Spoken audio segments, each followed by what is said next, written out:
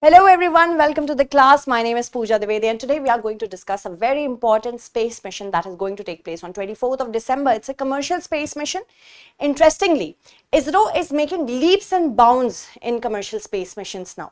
Since 2019, we are dedicating our attention where India could become a hub for commercial space flights.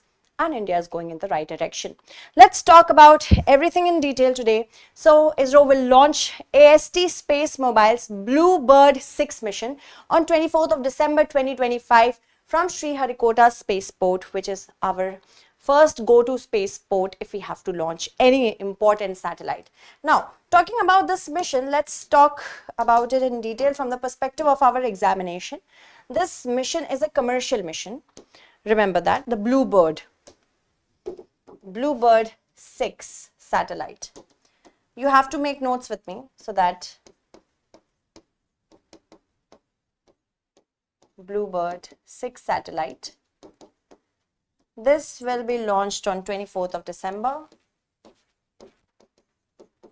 This will be launched with the help of LVM-3,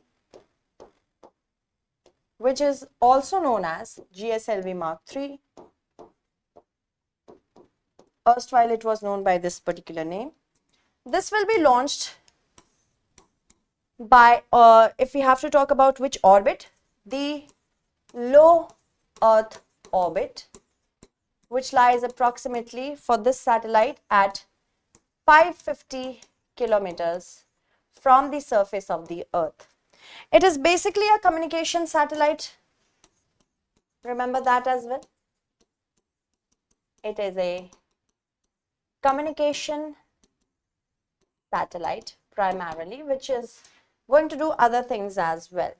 Now, LVM, if we talk about LVM has already undertaken many space missions, commercial space flights as well.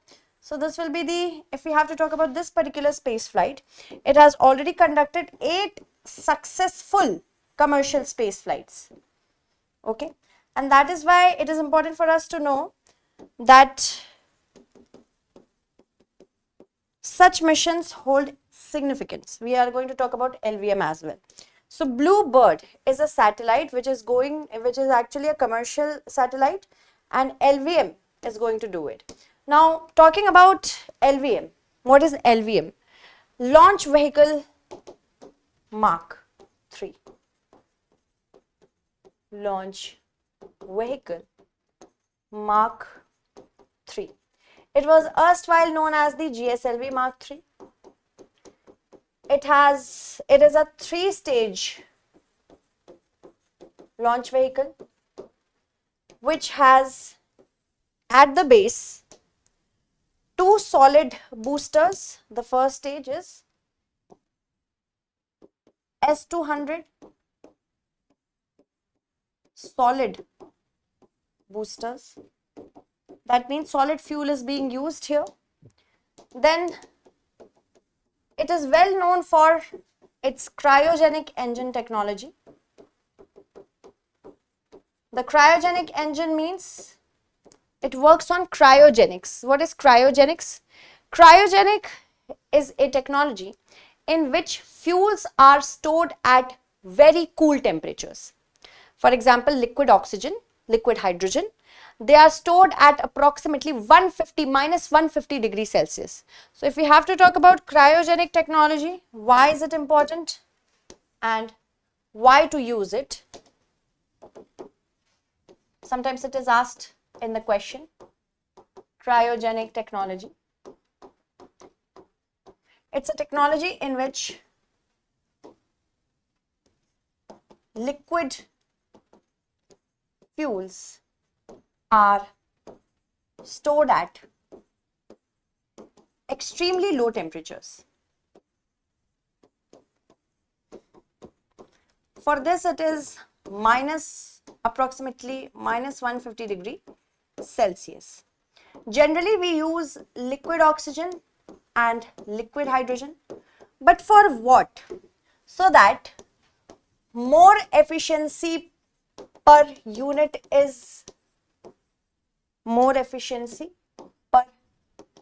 of fuel is derived First that. Second, less weight of the fuel.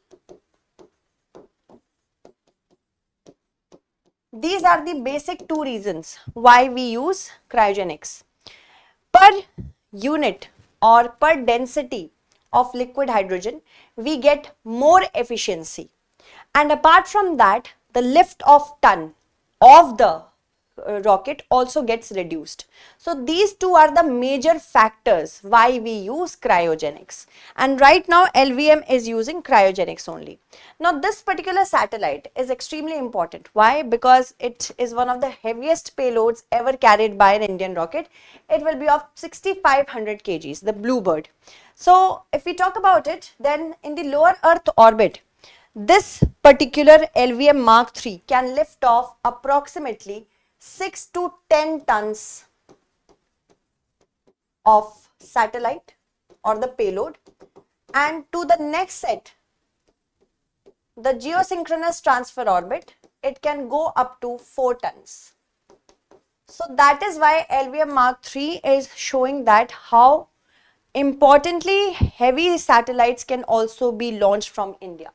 Orbit will be, I have already told you, launch time is not very important. It has launched 8 missions, including the Chandrayaan. It is also going to go ahead with the Gaganyaan mission. So remember that as well. There are commercial aspects. Missions are executed under a commercial contract between NSIL, which is actually ISRO's business arm. What is ISRO's business arm? The NSIL, New Space India Limited, was made dedicatedly for getting more private interests or commercial interest in India's satellite system. So New Space India Limited was launched or made in 2019 in order to have a dedicated space for private sector in it. And it has signed a contract with AST Space Mobile, which belongs to USA, Texas. They are giving us the opportunity to load and to ensure that this particular satellite goes to the lower Earth orbit safely and soundly. This is the third commercial mission for LVM-3, first for an American customer. Before that, from European Space Agency, we have already gone for OneWeb, which is now known as Eutelsat OneWeb. NSIL is actually a launch service provider, which acts as a launch service provider, rocket builder and operation as well. Now, if we talk about AST Space Mobile, this is a Texas-based telecom company which wants to provide direct to smartphone satellite connectivity. Traditional satellite phones are actually bulky. Apart from that, they require special handsets, provide low bandwidth voice or data. So that is why this market is quite new, and this market is quite fulfilling if we have to look at it from one point. AST aims to enable Android and Apple smartphones in order to communicate directly via satellite. The goal is to have a worldwide mobile coverage and also removing out of coverage areas. Satellite fleet and plans, currently it has 5 fleet generation Block 1 satellites in orbit. Planned fleet are going to be between 45 to 60 second generation satellites. Now Bluebird 7 has been shipped to Cape Canaveral. Bluebird 8 to 16 is under protection from other different spacecrafts. It is going to be launched. Launch frequency is that every 1 to 2 months they are going to launch between 2025 to 2026. By the end of 2026, there are expected 45 to 60 satellites of this particular commercial area. Satellite capabilities, if we talk about, then largest commercial satellite in low Earth orbit, it will be there. Each carries a 2400 square feet phased array antenna. This will be a direct to cell broadband. Processing bandwidth will be up to 10,000 megahertz. Peak speeds will be 120 Mbps per cell. This is very important. There are also 50 plus mobile operators which want to, which are under the network, and they serve approximately 3 billion subscribers. So that is also very important. Moving ahead to the next portion, the significance is really big, because if India can do this, India will of course invite more and more investment and more commercial space flight missions. It also demonstrates capability to launch high mass foreign satellites. Moving ahead, thank you so much everyone for watching this class. I hope you found this class interesting. We will meet again. Till then, bye bye, take care.